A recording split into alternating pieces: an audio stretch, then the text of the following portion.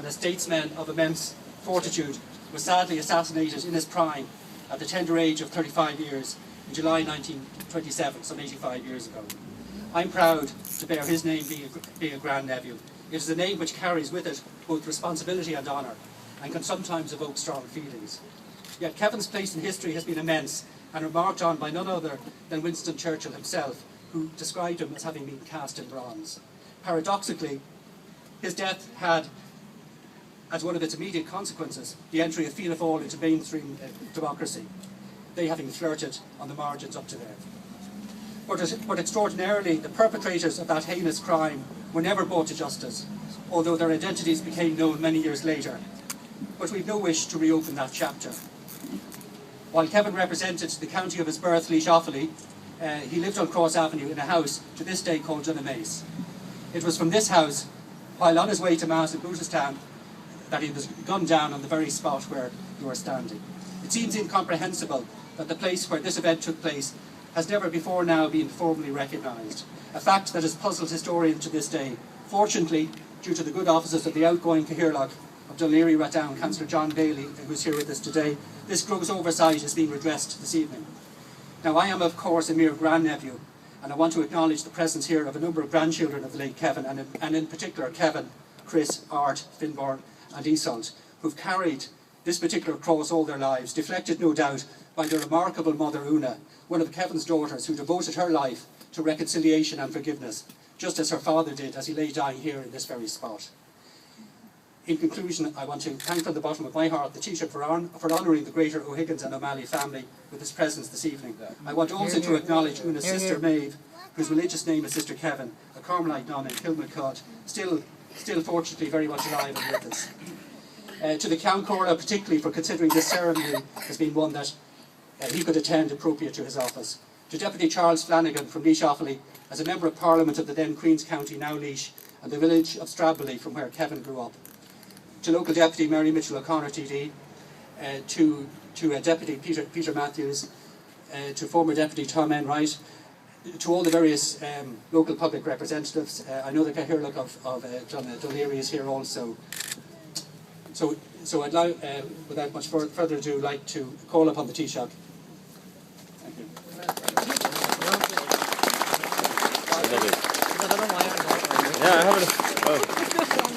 Count Corla, Chairman of the Fine Gael Parliamentary Party, Deputy Flanagan, public representatives, members of the O'Higgins and O'Malley family, ladies and gentlemen, boys and girls. First of all, I want to say it's a privilege for me as Taoiseach na hÉireann to come here this evening on this auspicious and indeed historic occasion. I would like to welcome the members of the Kevin O'Higgins family and the extended family, in particular Sister Kevin here beside me, looking very well, his grandchildren, his grandnephews and nieces.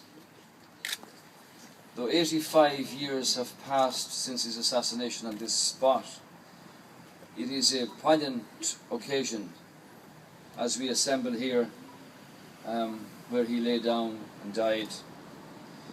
We can't but think of the enormous sense of loss which must have been felt by his wife, by his family, by his friends, by his political colleagues, and more broadly by those of his contemporaries who shared his vision of Ireland. You see, Kevin O'Higgins was a gifted member of a talented and visionary generation of revolutionary leaders whose actions gained us our independence and laid the foundations of the modern Ireland that we enjoy today. We owe so much to his generation. We owe much to Kevin O'Higgins for his outstanding vision and for his transformative role in enabling an independent and democratic Ireland to be born and to be nurtured.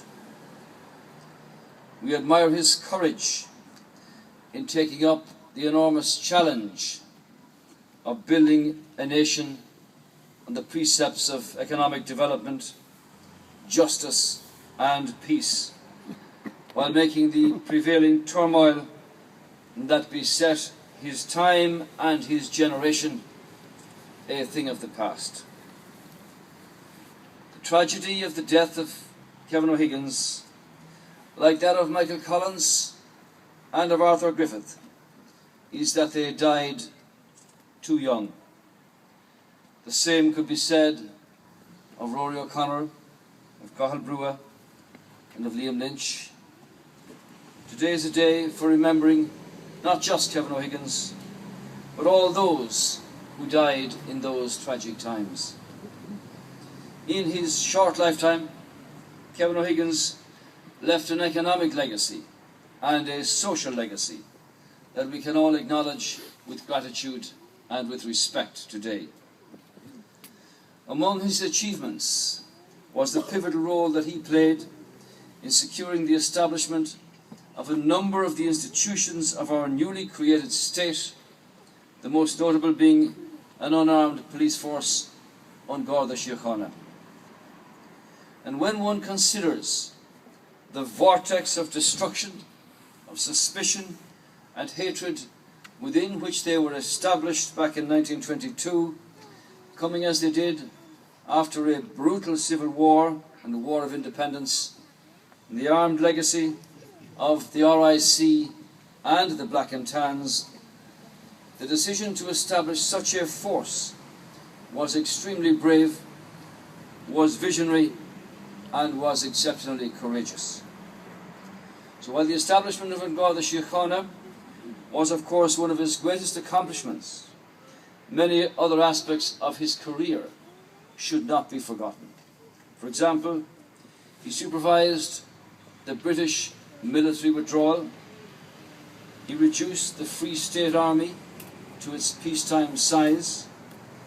He was single-minded in his quest for legislative independence and helped to draft our first constitution in 1922, and he reformed the licensing laws of the public houses. In fact, when James Fitzgerald Kenny, who succeeded him, travelled in the old Dodge to Part 3 outside Ballinrobe, not far from Clare House where he lived, 12:30 in the morning, in the night of the morning, he knocked on the door and said, "Open up." The good woman of the house said, "Who's there?" And he said, "You're all right, it's Master James."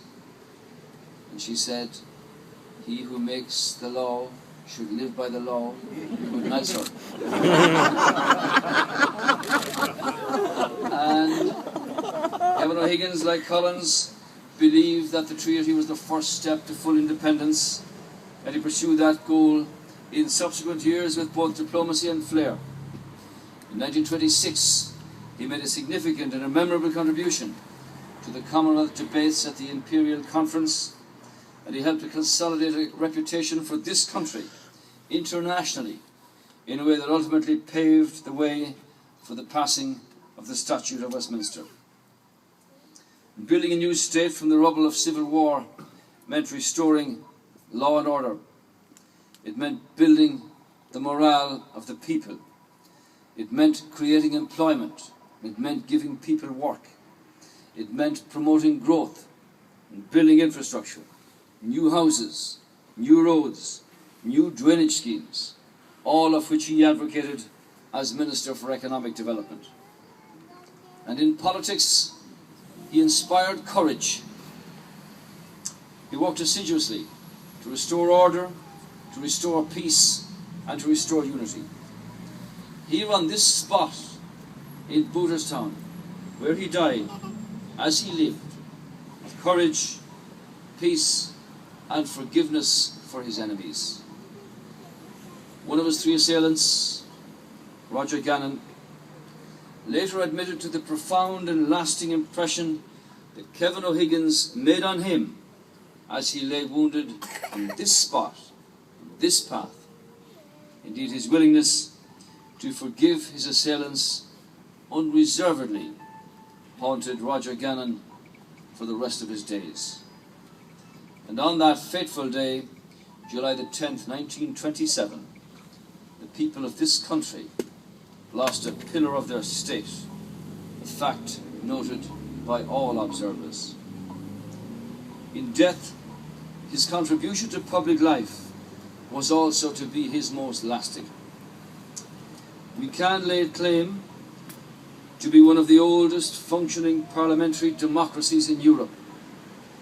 And uniquely, of all the nation states that emerged from the catastrophe of World War I, Ireland has had an unbroken parliamentary tradition.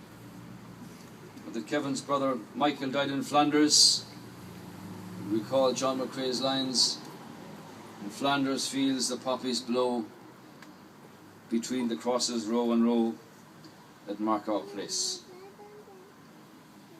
The decision made by his colleagues in government after his death to bring in an Electoral Amendment Act led to the inclusion of the Fianna Fáil party into mainstream politics and ultimately underpinned the democratic institutions of this state. You can challenge any historian, anywhere, to point out a situation where a government compelled an opposition, defeated in arms 5 years earlier, to enter into trenchant parliamentary opposition, which is the lifeblood of democracy, and then hand over the reins of government less than 10 years after a civil war. This is the legacy of Kevin O'Higgins and of his remarkable generation. It is to the credit of everyone, friend and foe alike, in that period that this actually occurred. We are all the beneficiaries of that legacy, and it is a treasure to be guarded at all costs. Ireland in the intervening years has been transformed, but as we reflect here on this evening, we are reminded that we follow in the eminent footsteps of Kevin O'Higgins and those like him. Our generation and those who come after us cannot afford to lose sight of the importance of his core beliefs: the place of democracy, the place of justice, the place of peace in our country and in our world. We have much to learn from history. In his short life, Kevin O'Higgins taught us a lot, he achieved a lot, and as Taoiseach, it is for me, personally, a very proud moment to be here at the unveiling of a fitting memorial that recognises the place of Kevin O'Higgins in Irish history and of the proud inheritance that he bequeathed our nation and our people. Thank you.